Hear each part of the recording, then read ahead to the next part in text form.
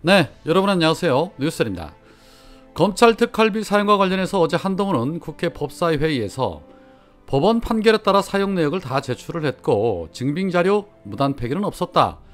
영수증 일부가 안 보이는 것은 오래 보관하다 보면 잉크가 휘발된다. 저희는 보관한 그대로 보여드렸다라는 황당무계한 대답을 내놨습니다. 잉크로 복사하는 복사물도 아니고 열을 가열해서 만들어지는 글씨가 휘발되어 없어진다는 아주 신박한 과학 이론을 내놓은 것입니다. 이에 우리 시민분들께서는 곧바로 팩트체크에 들어갔습니다.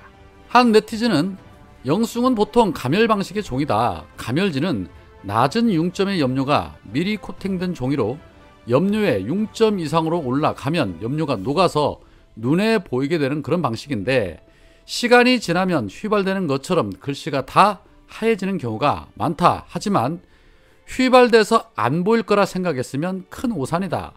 휘발이 아니라 잉크 특성이 변성된 거라 가시광선이 아닌 자외선 같은 블랙라이트에는 반응해서 날아간 글씨를 다시 볼 수 있다라며 지금 보시는 사진처럼 글씨가 안 보이는 것 같지만 라이트를 비추니 저렇게 선명하게 확인할 수 있다는 것을 확인해 주기도 했습니다.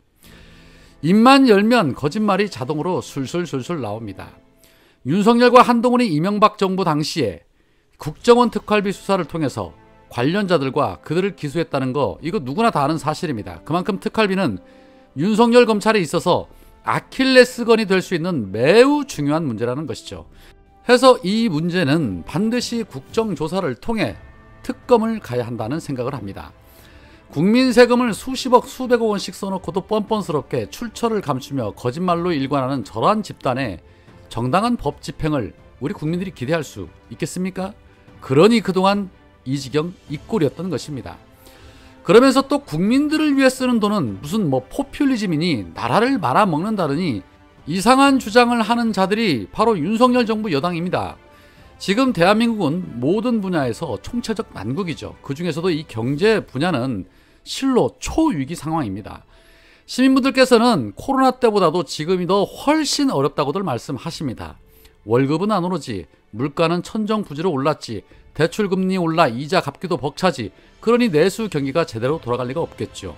거기에 오늘 미국 연준은 기준금리를 0.25% 또 올리면서 5.5%가 됐습니다. 우리나라와 무려 2.0% 차이가 납니다. 이렇게 되면 지난 몇 개월간 동결시키면서 최대한 인상을 자제해왔던 우리나라의 기준금리 역시도 더는 버티기 힘들기 때문에 추가로 오를 가능성이 높습니다. 그렇게 되면 그 영향은 고스란히 또 가계, 경제에 영향을 받게 되겠죠. 서민의 고통은 계속해서 가중되고 있는데 윤석열 정권은 그 어떤 대책도 액션도 없습니다. 각자 도생, 알아서 살아남으라는 겁니다. 이에 오늘 이재명 대표가 무너진 국민의 삶을 다시 일으켜야 한다라면서 35조 원 규모의 추경 편성을 윤석열 정부 여당에 공식 제안을 했습니다. 고금리 피해 회복, 고물가, 에너지 요금 부담 경감, 주거 안정 등 민생 회복 프로젝트에 30조 원, 경제 회복, 취약계층 지원 등의 5조 원 규모의 추경을 편성을 하자면서 민생 경제의 고통이 턱끝까지 차올랐다. 이런 상태를 방치하는 것은 무책임을 넘어 직무유기라는 점을 정부는 명심해야 할 것이다 라고 지적하면서 경제가 이렇게 악화되게 만든 주범은 바로 윤석열 정권 때문인 것이 드러났다. 힘들게 삶을 이어가는 국민의 손을 국가가 잡아들여야 할 때다. 대통령과 여당의 대승적 결단을 촉구한다 라고 말했습니다. 일하시는 모습을 보면 사실상 대한민국의 심리적 대통령이 누구라는 것을 확인할 수 있는 부분이라고 생각을 합니다. 물론 윤석열과 국힘당이 받아들이지는 않을 것입니다. 행여 지지율이 폭락을 하고 선거가 불리하다 싶으면 그때 가서는 한번 생각해 볼 수도 있겠죠. 그들에게 국민은 그저 표 그 이상 그 이하도 아닌 것으로 생각할 테니 말입니다. 그런데 민생을 생각한다면 하루라도 속히 이 정권을 끌어내리는 것이 더 빠른 길이지 않을까 그런 생각이 듭니다. 자, 한편 이상민의 탄핵이 기각 결정되자 윤석열 대통령실은 거야 소추권 남용, 국민 심판 받을 것이다 라고 입을 털었습니다. 그러나 대다수 국민은 야당은 국민을 대변해서 할 일을 해줬다라고 칭찬하고 있습니다. 거기에 더 나아가서 이재명 대표는 페이스북을 통해서 일말의 양심이라도 있으면 이상민 장관 해임시키거나 사임해라 라고 다시 한번 촉구하기도 했습니다. 역풍 그런 거 없습니다. 더 가열차게 가겠다는 것이죠. 이에 진중권도 이태원 참사로 159명이 죽었는데 아무도 책임을 안 졌다. 역대 모든 대통령은 대형 참사가 났을 때마다 다 사과했다.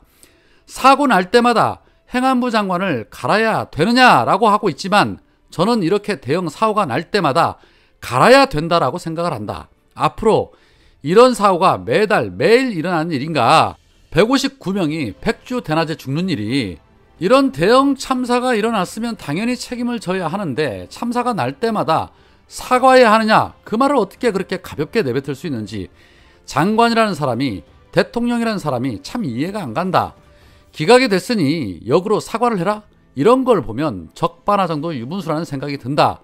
어떻게 이 사람들 이렇게 낯짝에 두꺼울 수가 있는가? 과연 저런 사람들에게 국민의 안전과 생명을 맡겨도 되는가? 분노감마저 든다라고 입을 털었습니다. 고장난 시계도 하루에 2번은 맞는다더니 진중권이 딱 그런 것 같습니다.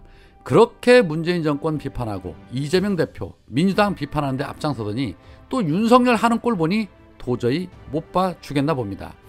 그런데 아무리 윤석열을 비판한다 해도 비호감인 것은 어쩔 수가 없습니다. 자, 한편 완전 비호감 인물 중 한 사람인 국힘당 장해찬의 발언이 도를 넘고 있습니다. 장해찬은 본인의 페이스북에 박찬대 의원은 이재명 대표 코딱지나 파주다가 최고위원이 된 사람이다. 그런 인물이 감히 이재명 대표의 지시 없이 스스로 이화영 측을 만났을 것 같지 않다라며 회유 의혹을 제기를 했습니다. 뭐 눈에는 뭐만 보이는 것이겠죠. 박찬대 의원은 민주당의 검찰 독재 정치탄압위원회 위원입니다. 해서 이화영 전 부지사가 검찰로부터 부당한 인권 탄압을 받았는지 또는 억울한 일은 없었는지를 묻고 도울 일이 있으면 돕겠다라고 말했습니다. 일반인들도 지인들이 면회를 가면 똑같은 말들을 하곤 합니다. 특별할 게 없지요. 어린 놈이 말을 참 맛없게 합니다. 코딱지 파주다가 최고위원이 됐답니다. 어쩜 그렇게 말하는 네 가지가 국힘당스러울까 싶습니다. 그러니 국힘 최고위원에 뽑혔겠지요. 자, 한편 이용섭 전 광주시장이 신율의 이슈메이커에 출연을 해서 지금 민주당에는 전략도 없고 혁신도 없고 도덕성도 없고 비전도 없다. 광주도 민주당이 달라지지 않으면 언제든 민주당을 버릴 수 있다. 그리고 헌재가 이상민 장관에 대한 국회 탄핵심판 청구를 기각한 것과 관련해서는 당시 탄핵이 기각될 경우에 민주당이 부담이 된다는 건 누구나 알 수 있는 일이었다라며 오히려 민주당을 강력하게 비난을 했습니다. 민주당의 타이틀을 달고 3선씩이나 하고 광주시장까지 역임했던 자가 민주당을 저격하고 있습니다. 그리고 뭔가 대단히 착각을 하는 것 같은데 민주당에는 당신 같은 수박들만 청산이 되면 폭발적인 국민의 지지를 얻게 될 겁니다. 광주가 민주당을 버리는 것이 아니라 광주가 당신을 버렸겠지요. 오늘은 여기까지입니다. 고맙습니다.